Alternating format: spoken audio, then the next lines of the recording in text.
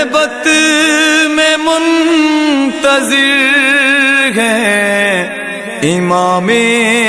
زمان بھی، ہم کب گھروں کو چھوڑ کے مقتل سجائیں گے۔ عزیزان محترم، یہی وجہ ہے کہ شب جمعہ تمام اولیاء، تمام انبیاء، تمام ائمہ کی ارواح کہیں اور نہیں جاتی، کربلا جاتی ہیں۔ خب اللہ نے اس در کو وہ فضیلت عطا کی ہے کہ سب کچھ وہیں سے عطا ہوتا ہے۔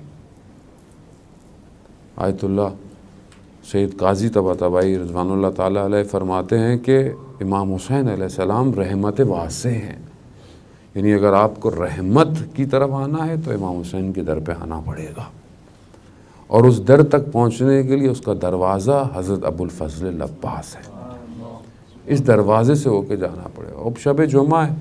ہم ہر مومن کی تمنا یہی ہونی چاہیے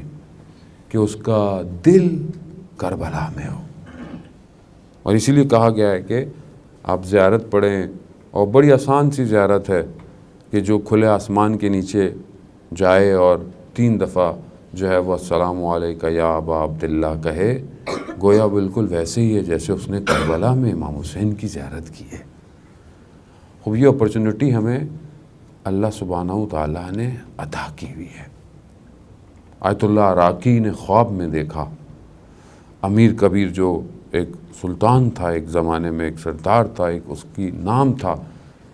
ایران کے اندر،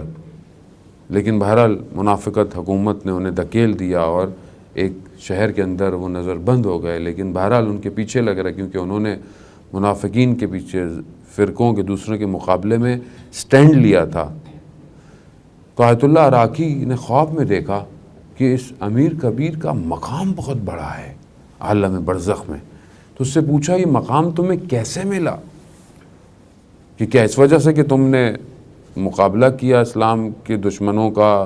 فکر ضالہ کا؟ کہا نہیں۔ کہا تو پھر یہ مقام کیسے ملا؟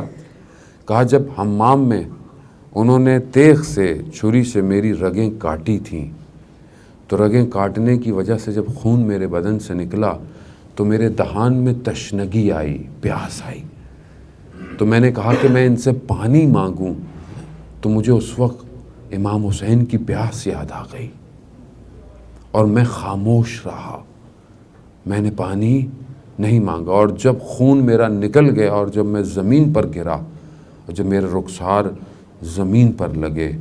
تو مجھے امام حسین کے رخسار یاد آ گئے جو خاک پر لگے تھے۔ وہیں پر میں نے دیکھا امام حسین تشریف لائے، کہا کہ تم نے ہماری عزت اور احترام میں پانی نہیں مانگا، ہم تمہیں تا قیامت وہ مقام عطا کریں گے، اور پھر اس کو ہم قیامت کے بعد تمہیں اور درجات عطا کریں گے۔ آیت اللہ راکی کہتے تھے میں تبھی بڑا پریشان ہوتا تھا کہ یہ کاشان میں شہید کیے گئے اور ان کی قبر کربلا میں ہے، یعنی ایک کنیکشن امام حسین سے انسان جوڑ لے۔ عزیزان محترم،